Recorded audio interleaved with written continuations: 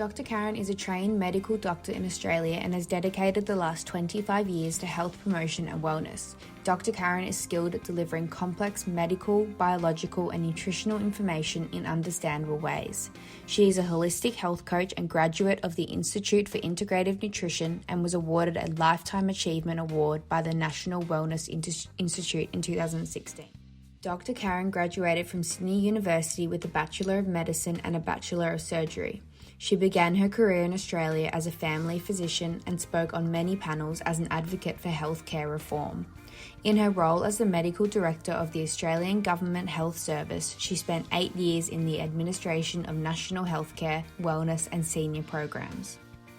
Education continues to be a component in Dr. Karen's career and in support of her passion to help others make positive lifestyle choices. She obtained a master's degree in psychology from National University in California. Dr. Karen is an author of 7 books, which include Is Your Lifestyle Killing You?, The 8 Simple Steps for Lasting Weight Loss and Optimal Health, From Stress to Strength, Medicine from the Inside Out, and Create the Body Your Soul Desires. Now introducing Dr. Karen for our second episode in this series, Everything You Need to Know About Aging and Alzheimer's.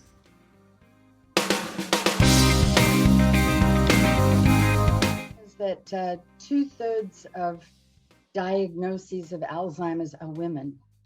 And also around 2/3 of women are the caregivers of individuals with Alzheimer's. So this topic of women and Alzheimer's is so important, and we are studying it and still in the infancy of trying to really look at the why question. And we're going to talk about why today, why women are certainly the bigger chunk of the population. But it is still in its infancy, this discussion and this conversation, and such an important topic. So one is, interestingly, is reproductive history. So the research is showing the more babies you have, the lower risk potentially you have of Alzheimer's. And I'm throwing all of these out of where we're at right now in the research. But these are the areas that are being really looked at and studied in more detail to try and really resolve the why. But certainly reproductive history is one reason. The other reason is the hormone estrogen. So postmenopausally, our estrogen levels go down. And estrogen is very brain protective. So it is believed that hormones have, of course, we know hormones have a lot to do with the brain, but in terms of Alzheimer's and the bigger preponderance in women, estrogen is also being linked.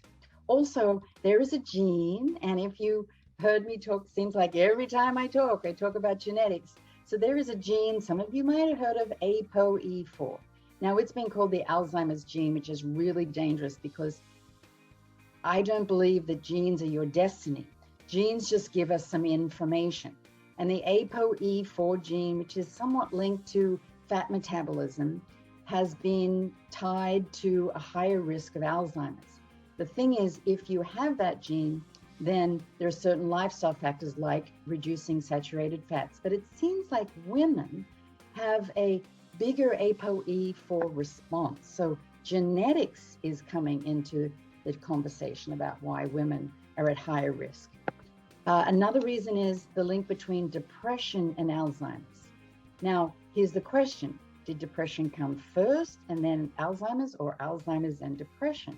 But there is certainly a strong link between depression and Alzheimer's, and women are diagnosed way more with depression.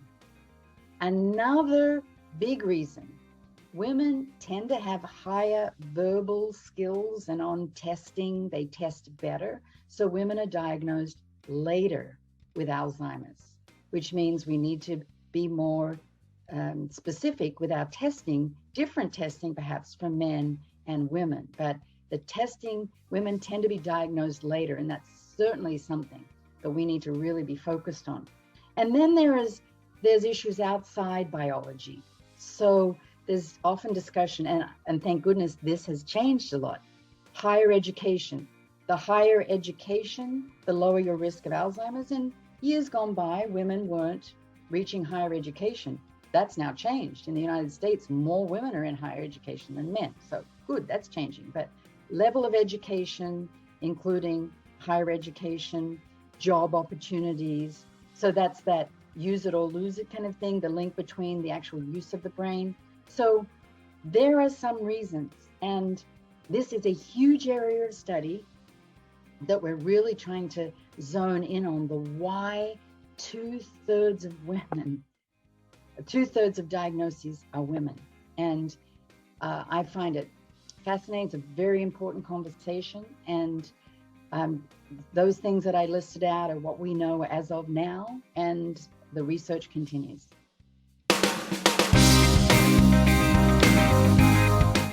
I'm a health coach, so I'm all about lifestyle. And what I'm about to say in no way shames people. Like if there's already a diagnosis of Alzheimer's, none of this is meant to be, oh, I didn't do that, I wish I'd done that, because we only know what we know and we don't know what we don't know. And all I'm sharing with you is what we know currently about lifestyle factors to reduce your risk.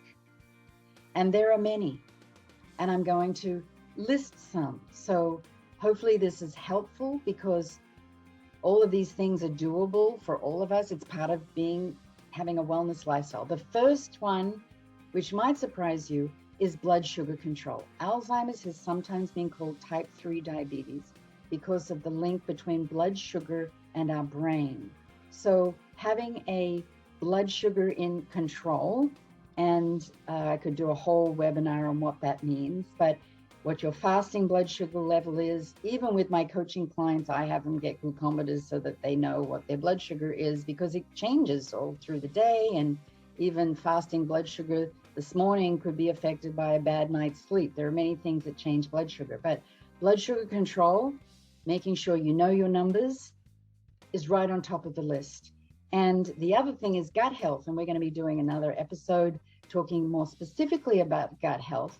But our gut is called our second brain, and there is major communication between our first and our second brain. And so having good, healthy gut health is really important. I won't go into detail about what that is, because we're doing another episode all about that. And I'd say the big next one, number 3, would be exercise. So you heard in the first episode, I consider exercise being the major prescription for longevity and health and depression. And so exercise is huge when it comes to keeping our brain healthy. And I have the acronym, you'll learn about me, I love acronyms, is BIG, B-I-G. What does exercise do? B, it improves blood flow. We need blood flow to our brain. What's good for the heart is good for the brain. So good blood flow. I is reducing inflammation. Exercise helps dampen down inflammation, which is like the fire in our body that we need to calm down. And G, exercise actually increases growth factors in the brain. There's a growth factor called BDNF, brain-derived nerve growth factor, that is actually improved with exercise.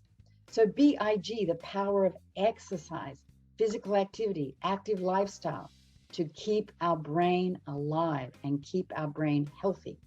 There's also, I guess, number 4 would be what we eat.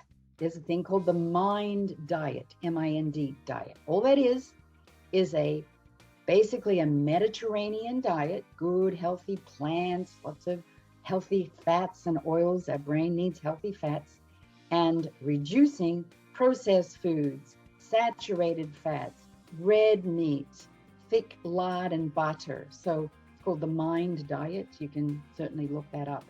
So, and there are many other things, keeping our social life active, connections. I did a whole webinar on 10 ways to prevent Alzheimer's. And it's all about an active lifestyle. And those are the top ones I talked about, but there are others as well that is a part of what we do on a day-to-day basis.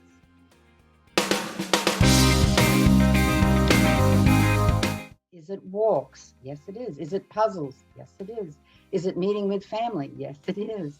It's all of those things. It's stimulating the brain, the mind, body, brain. And the ebook that I'm going to offer, because our time here is so short, so I wrote an ebook on mental well-being and resilience. Our brain is very resilient, and we used to think that once brain cells die, they die forever, but we now know with new growth, with finding different paths, like puzzles, like crosswords, like stimulating with games that you like, getting the brain active, the brain cells can find new nerves to grow.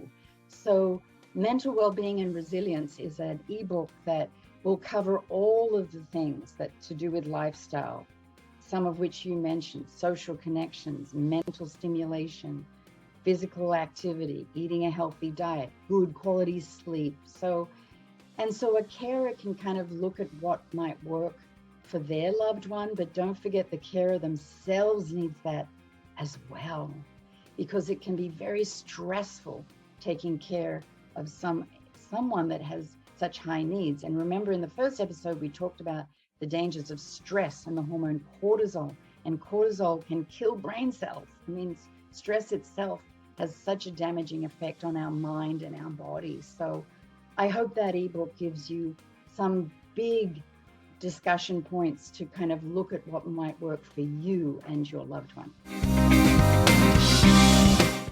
To get the ebook, you can go to drkarenwolfe.org/resilience. It's shown on the screen right now.